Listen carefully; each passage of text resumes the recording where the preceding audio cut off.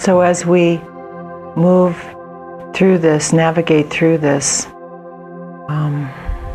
world of separation, one of our celestial navigation points of reference could be, am I living the life I know I must live?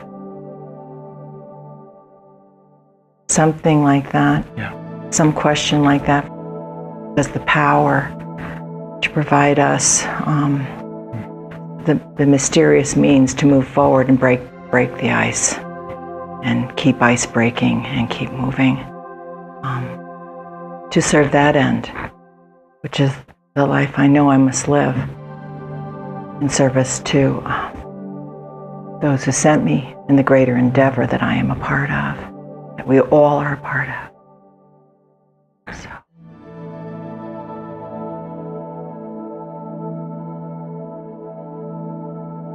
The ice-breaking ship. One thing to understand about ice-breaking ships, that they do break ice to move through the ice. But if they don't move, the ice breaks the ship.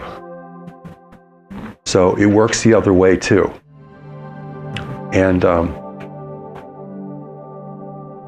you reach a point where you realize that your life really is important and it has somewhere to go. You can't plot it yourself, but you know it's moving and something's moving it. And delay or taking side journeys now becomes dangerous because you're in the ice and you need to keep moving. You know, this is the sense of how purpose does not explain, it just impels. And you understand later, at some point, why that had to happen.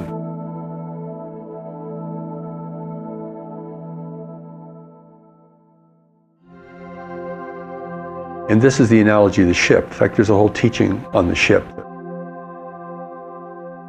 where the notion of yielding to God is only a part of the emphasis, because you have to build your ship. You have to build your platform.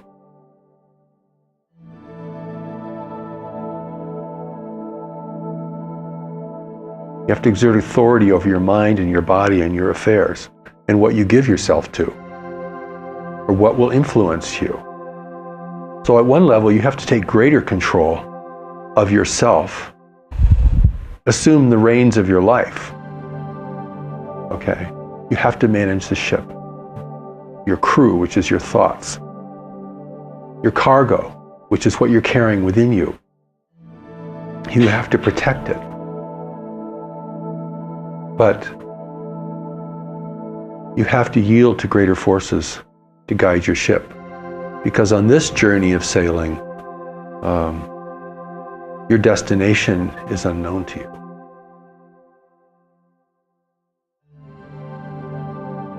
So all of the acuity that has to accompany, like the old sailing ships, the skill, the craft, the observance, being really careful about where you are, knowing where you are, understanding the waves, the winds, all the elements of nature that affect your journey. And yet you also have to yield at another level to the purpose and destiny of your journey in your craft. So those two things have to coexist. I manage myself so that I can be directed.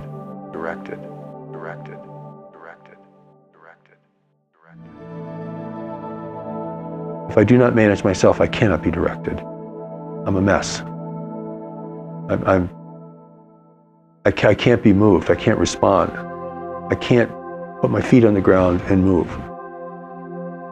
And that's why so much of the emphasis at the beginning is about building your structure and exerting your authority appropriately. Instead of making separation work now, it's making your journey possible.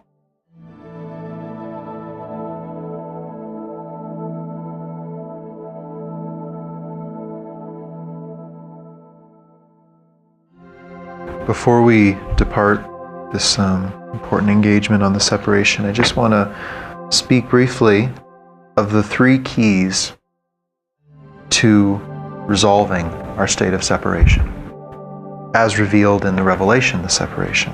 3 words. You don't even need to write them down because you'll remember. Service, compassion, forgiveness.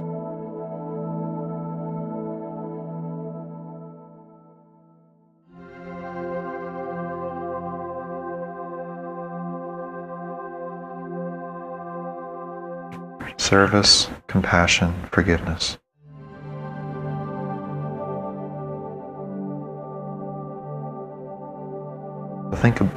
Think about those things and how they apply to your life.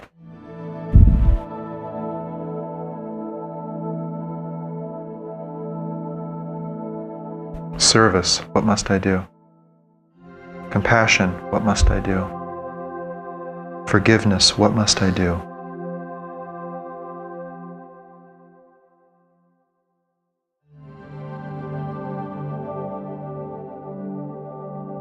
What Michael said, very important, because the vast majority of people are working their way out of separation. I mean, at whatever stage they are. We congregate at the bottom of the mountain, but this is the mountain. There are those who will choose to come back into separation, because when you view separation from above, the purpose in service is so great. It's like, if you're a medical person, perhaps you felt the urge to go to West Africa to work in the Ebola clinic. See what I'm saying? Even though it's a hellish environment, tragic, very difficult, you'll be impelled. You see what I'm saying? Because you know you can make a difference there, knowing what you know. So there are those who come into the world who actually don't need to be here in terms of working out separation, but they need to be here because they have a form of service. And these people come into the world and are following a different drummer from the very beginning. I mean,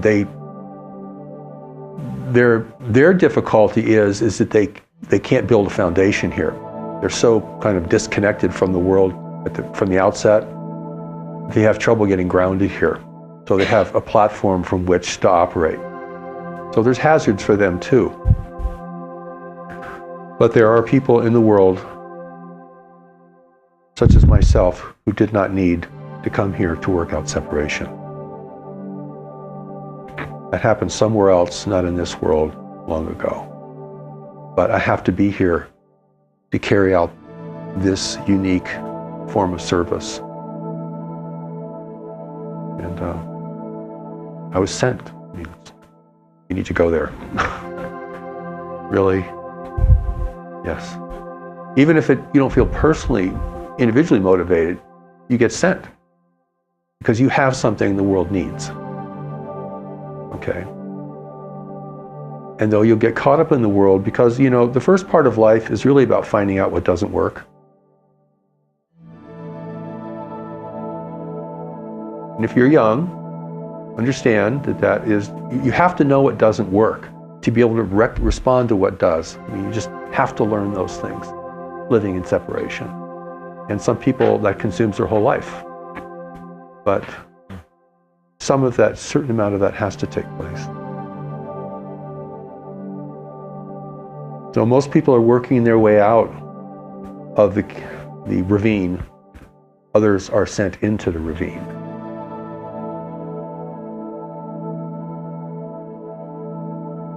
Their numbers are far smaller. But they have unique challenges too.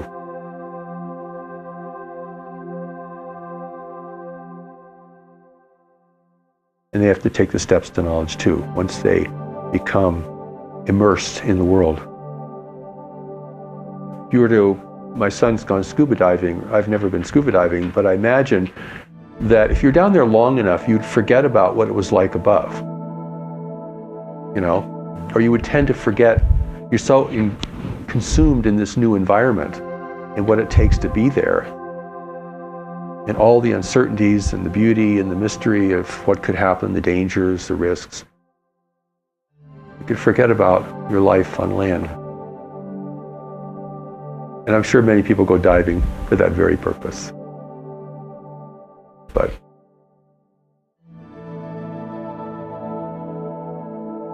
The new message is giving us an opportunity to see our life the way heaven sees our life, which is very different from the notion of being born in sin, which is a foundational understanding for so many people in the world.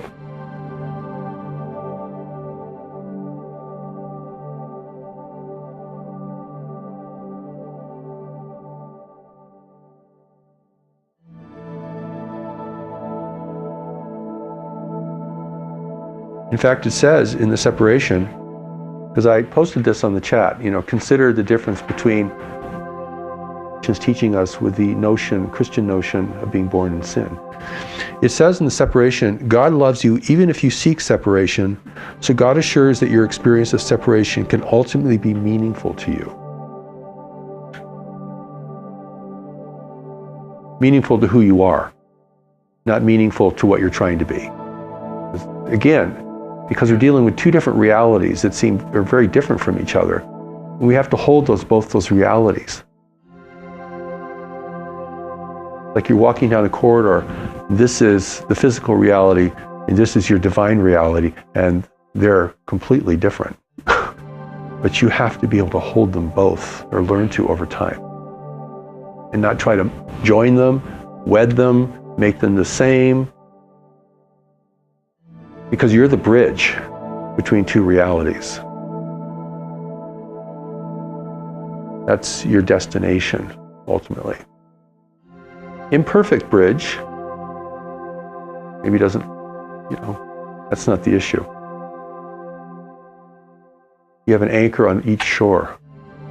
That's why the new message wants to keep you grounded in the world and not have you drift away, okay? Float off the surface somewhere. But also to be entrained with what sent you here. Be a bridge. A bridge is, if you know you're the bridge, then you know that you are connecting to reality.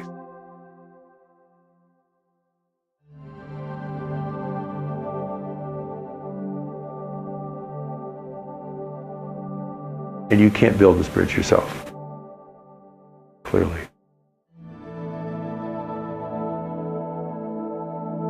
But everything you know about the world will help you build the bridge at one shore. And everything that must be revealed to you will help you build the bridge at the other shore.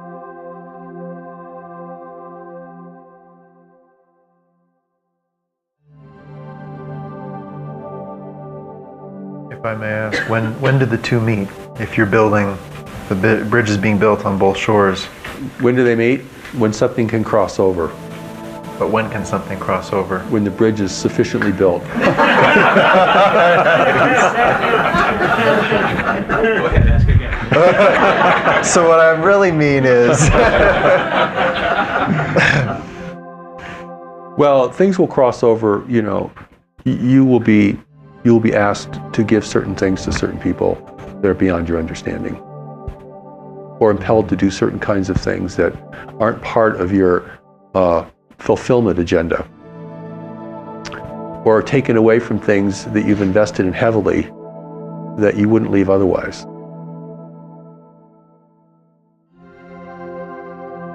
That's the sign of heaven moving your life, to move you into the position between these two shores.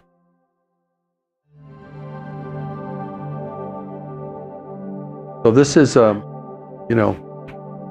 the perspective of the land is different when you're standing on the land as opposed to seeing it from above. So we can't fully see it from above. But what is known from above needs to be imparted to us to a certain degree.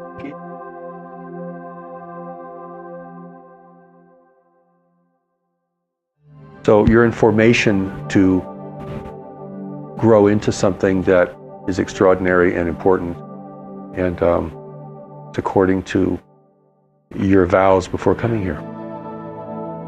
It's not foreign to you in essence, but you don't know what it means or what it's going to look like, or even where you stand on the mountain. So The chat, many people ask, well, I don't need to understand why I came into separation. You don't need to understand that.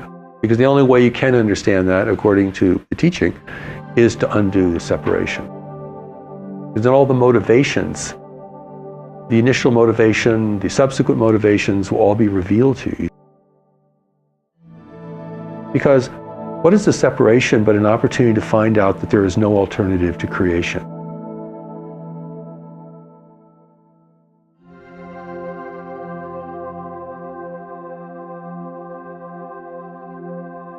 Like the prodigal son, story. You come back, making all these mistakes and kind of messing up your life, and you're welcome back because you came back.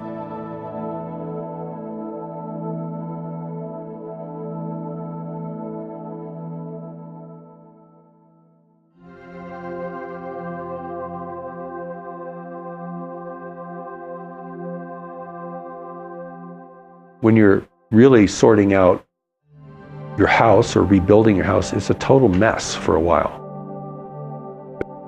Thing. Sorting out your mind gets very messy and confusing. So that heaven can work with you.